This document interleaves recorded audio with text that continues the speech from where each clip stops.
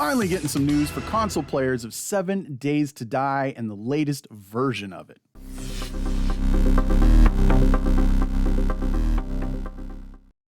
Yesterday, April 28th, Fun Pimps were tweeting out a number of things, some door designs, some of this fun stuff, and right down here at the bottom, almost like at the very end, they posted this.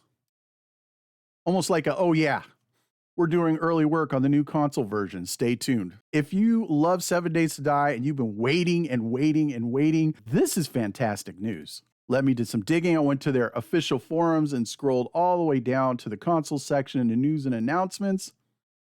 The very first post right here, I'm going to leave a link right to this page if you guys want to go ahead and read it yourself. It'll be down in the description. Now, this is a locked post by Super Moderator Roland. And I'm not going to go into the history. Now, guys, if you're already watching this video, I'm just going to assume you know everything that happened between the Fun Pimps, the court battle with Telltale Games going bankrupt and that whole thing. So we're going to skip all of that. August 2021, the Fun Pimps formed a partnership with a distribution company for future distribution of physical copies of 7 Days to Die. As part of the deal, the company printed copies of the original PS version, but complete with all existing updates that had been released. As their research showed, there was still a demand, basically feeling out the market, making sure there's still people who want to play the game, right? This re-release of the original physical game did not add anything new to the version, but it did form a foundation and a business partnership for future when they're ready to print and distribute the game again. So they're setting up the bases. At least that's how I'm reading it. September. On the developer stream, Rick stated that they definitely will be porting the full game to PlayStation 5, Xbox Series, and are in talks with several studios to make it happen once the PC game is finished and no longer in flux. And we go back to this post, which leads me honestly to believe that the PC version is almost done, right? I mean, that's just the theory at this point. If you have better information, you guys let me know in the comments.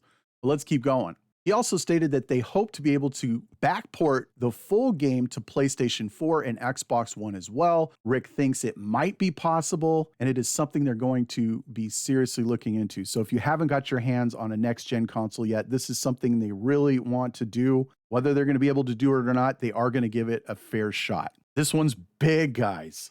They also hope to provide dedicated servers for console players as well as cross-play. Cross-play and dedicated servers. That's super cool. December 2021. Check this out. Alpha 20 released with coding for cross-platform play added in anticipation of the future console editions. So they're already putting the coding in. And this is in PC. April 2022, file pathways consolidated to comply with Microsoft Store requirements. So it's right here, coming soon. There's no date of release. They're just getting it ready. Please note the announcement from Microsoft says coming soon, but it does not say how soon.